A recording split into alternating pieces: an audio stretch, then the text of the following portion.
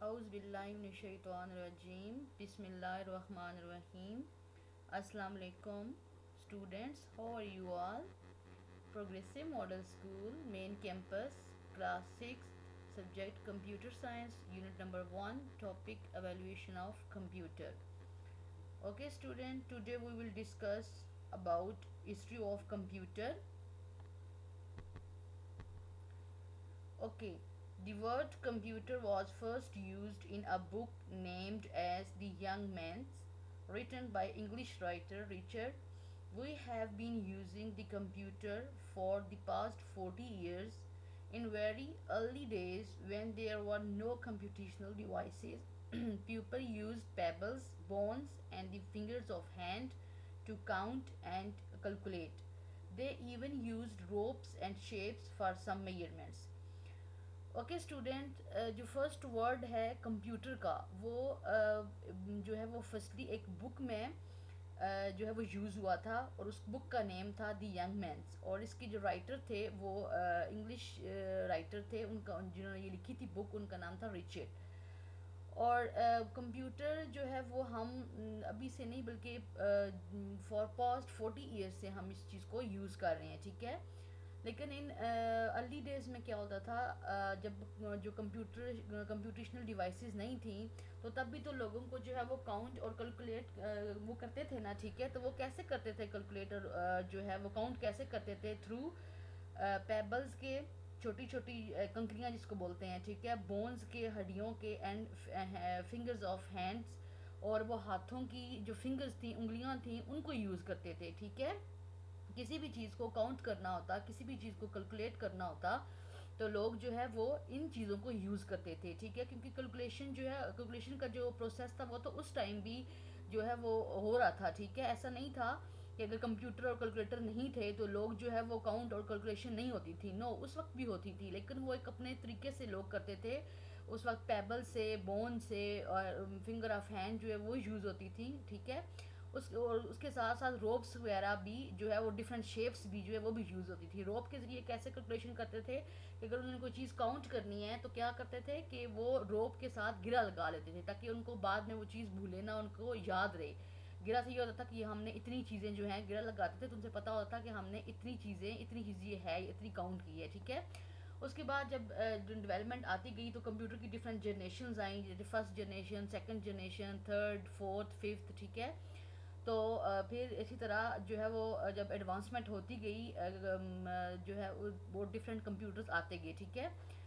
Next, अभी हम जो है वो जनरेशन देख लेते हैं कंप्यूटर की और उनकी डिस्क्रिप्शन देख लेते हैं कि कौन से पीरियड में जो है जनरेशन, कौन से पीरियड में कौन सी जनरेशन थी, उसकी डिस्क्रिप्शन क्या थी, ठीक है, क्या क्या चीज़ें इसमें यूज़ होती थी। Okay, in first generation, the period of first generation 1946 to 1959 vacuum tube based।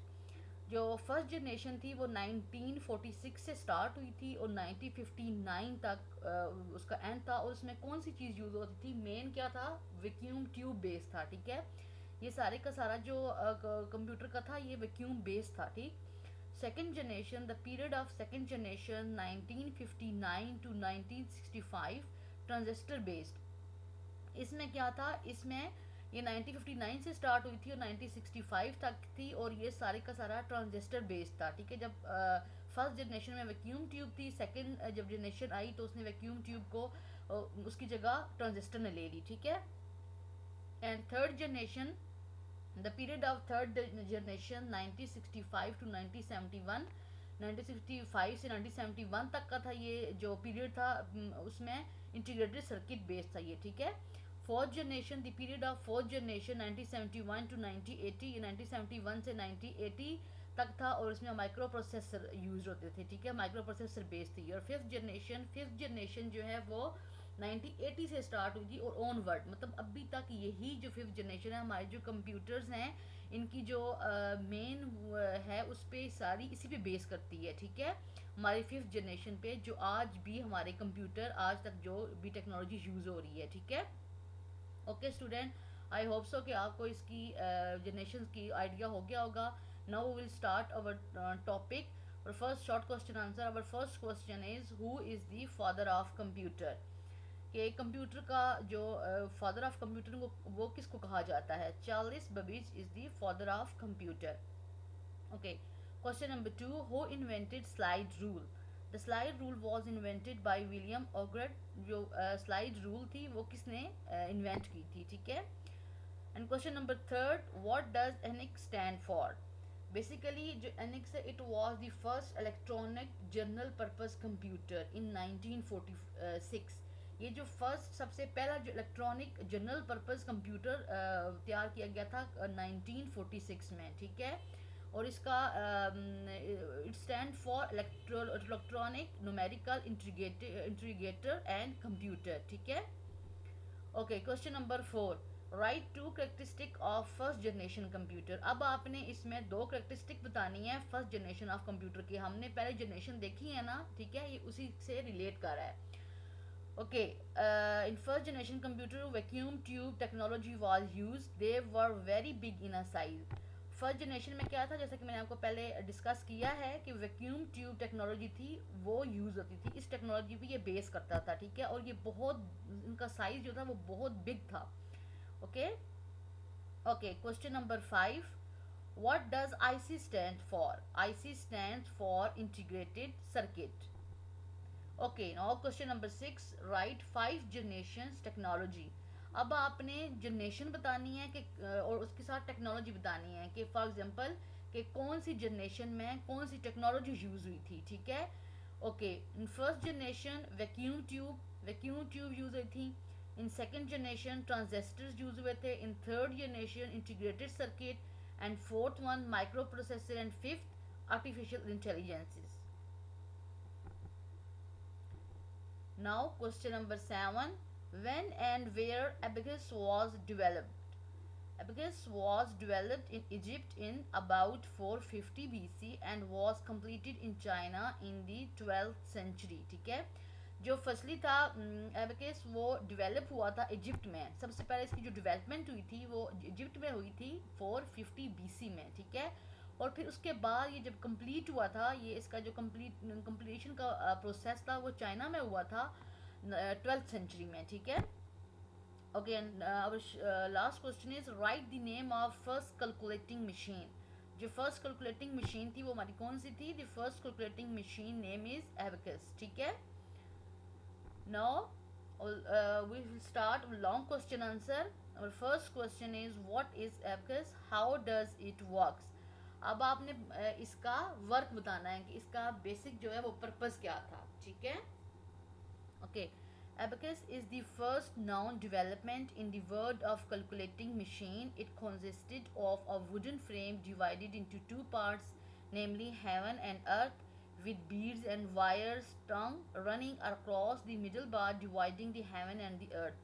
इसमें क्या था कि abacus थी, ये फर्स्ट नॉन डेवलपमेंट थी, सबसे पहली डेवलपमेंट थी वर्ड ऑफ कैलकुलेटिंग में, ठीक है। और ये कंसिस्ट किस चीज़ पे करी थी? एक वुडन फ्रेम था, जैसा कि आपको ये पिक्चर में भी ये नज़र आ रहा है, ठीक है। ये इस तरह का एक वुडन फ्रेम था, उसके अंदर ऐसे बीड्स, जो बीड्स थे डिफरेंट, ये लगे हुए थे, ठीक है।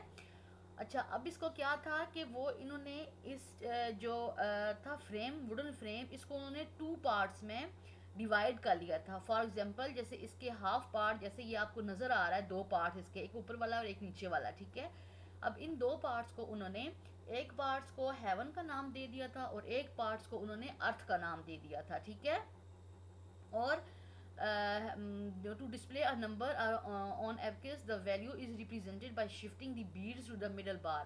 और अगर अब उन्होंने किसी भी वैल्यू को रिप्रेजेंट करना होता, कोई भी चीज़ उन्होंने कैलकुलेट करनी होती, तो वो क्या करते थे, इन बीड्स के थ्रू, ये जो बीड्स है इनके थ्रू अगर कोई चीज़ इन्होंने काउंट करनी होती या कुछ भी करना होता, तो वो इसके थ्रू इनको, इनकी मूवमेंट के थ्रू इसको इनकी वैल्यू को रिप्रेजेंट करते थे, ठीक है। अगर किसी को प्लस करना हो तो कुछ बीड्स को वो ऊपर ले गए, इसी तरह अगर माइनस करना हो तो वो इन बीड्स को जो है वो यूज़ करके वैल्यू को रिप्रेजेंट करते थे, ठीक है।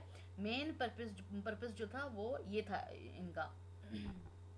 ओके, और second question is who invented slide rule, on which concept was it based? किसने जो है वो स्लाइड रूल जो है वो इन्वेंट की थी और किस बेस पे, कॉन्सेप्ट इसका क्या था, किस पे बेस करता था?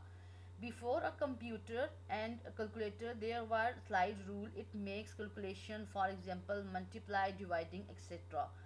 अच्छा, जब कंप्यूटर और कैलकुलेटर नहीं थे तो उस वक्त भी जैसे मैंने आपको पहले डिस्कस किया है कि कैलकुलेशन की डिफरेंट चीज़ें यूज़ होती थी, उसी में एक जो है वो स्लाइड रूल भी थी। स्लाइड रूल से क्या होता था कि वो कैलकुलेशन की जाती थी, मल्टीप्लिकेशन और डिवीजन वगैरह ये सारी इसके ज़रिए की जाती थी, ठीक है। और ये किस कॉन्सेप्ट पे बेस करती थी? It was used to do calculation using the concept of logarithm. Logarithm के कॉन्सेप्ट पे ये बेस करती थी, ठीक है। Okay, and question number 3. Name the machine said to be the further of all subsequent calculating devices and describes its working. ठीक है। Pascal arithmetic machine is said to be the first calculator. It was used to perform addition and subtraction on whole number. जो जिसको first calculator कहा जाता है, ये first machine कहा जाता है, वो कौन सी थी? पास्कल अर्थमेटिक, ठीक है।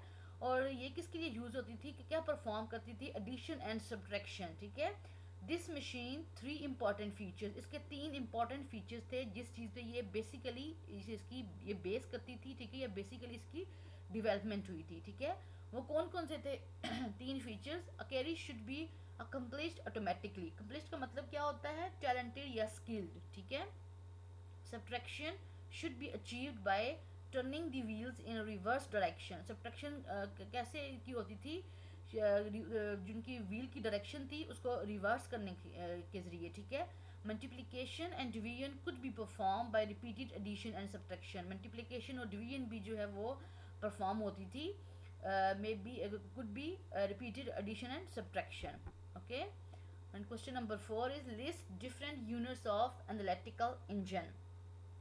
Okay, Charles Babbage developed the concept of analytical engine in 1833. जो चार्ल्स बेबेज थे उन्होंने ये जो फर्स्ट कंसेप्ट दिया था एनालिटिकल इंजन का, उन्होंने दिया था, ठीक है। ये आपको एनालिटिकल इंजन की पिक्चर भी नज़र आ रही होगी, ओके। इसकी जो है वो यूनिट्स क्या थे? Unit of analytical engine mill, mechanical units for calculation. एक मैकेनिकल यूनिट थी, ये किसके लिए यूज होती थी? फॉर कैलकुलेशन के लिए। Store to hold data and results of calculation, इसमें डाटा को होल्ड किया जाता था और जो रिजल्ट थे कैलकुलेशन के उस वो बताए जाते थे। A system of gears and levers to transfer the data between the store and mill.